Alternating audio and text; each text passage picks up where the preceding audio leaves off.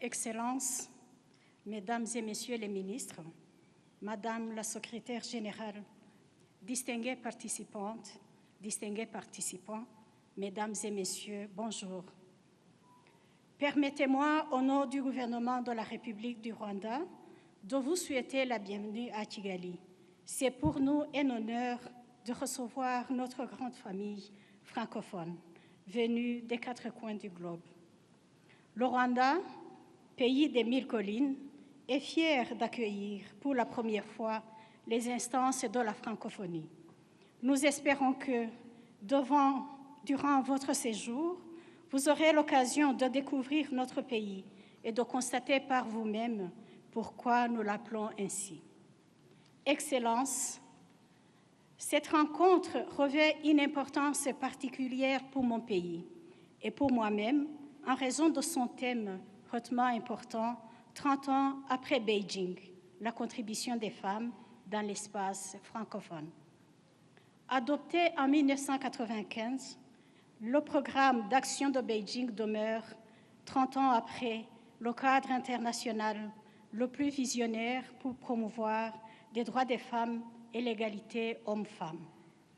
Pourtant, le monde continue de faire face à des défis complexes et multiformes, tels que les conflits, les crises climatiques, les inégalités socio-économiques et les violences basées sur le genre. Face à ce constat, il nous est exigé de faire preuve d'une volonté politique forte afin de protéger les acquis des 3 dernières décennies et de bâtir des sociétés justes et inclusives. L'expérience du Rwanda en est une illustration. À la sortie du génocide perpétré contre les Tutsis en 1994, le Rwanda a fait le choix de se reconstruire en plaçant les femmes au cœur du processus de transformation.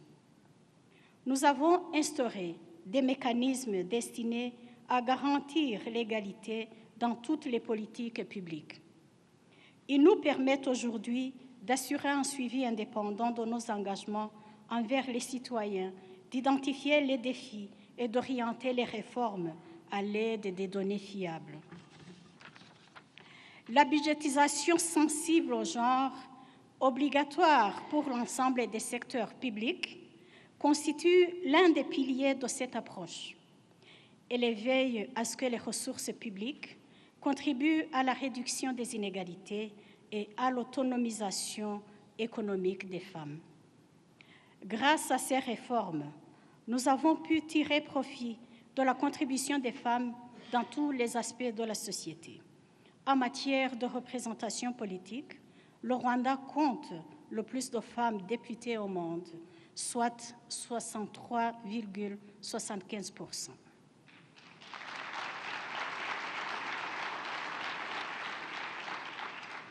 Dans le secteur de la justice auquel j'appartiens, les femmes jouent un rôle essentiel dans le règlement des conflits et dans le maintien d'une cohésion sociale profondément meurtrie par le génocide. Les femmes juges représentent d'ailleurs près de la moitié de tous les magistrats. Il y a 20 ans, au sein des tribunaux de justice communautaire Gacaca, que j'ai eu l'honneur de superviser, les femmes ont aussi été vecteurs de vérité et de réconciliation. Aujourd'hui encore, les femmes représentent la moitié des médiateurs de proximité et des travailleurs communautaires engagés bénévolement à travers tout le pays. Ainsi, elles contribuent à traiter efficacement les problèmes liés à la violence basée sur le genre et aux abus envers les enfants. Mesdames et Messieurs, à l'occasion des 30 ans de Beijing, nous avons la responsabilité collective de transformer les promesses du passé en actions mesurables et irréversibles. L'égalité homme-femme ne doit pas se limiter au seul principe, mais de devenir une réalité vécue, protégée et défendue partout. C'est précisément le souhait qui est formulé par l'appel de Kigali, qui, je l'espère, recevra le soutien de toutes les délégations ici présentes. Je salue à cet égard le leadership de l'OIF, qui n'a eu de cesse d'inscrire à l'agenda les questions d'autonomisation des femmes, notamment à travers des programmes comme le Fonds La Francophonie avec elle. Je salue aussi l'engagement personnel de la secrétaire générale de la francophonie pour les réformes entreprises depuis son élection.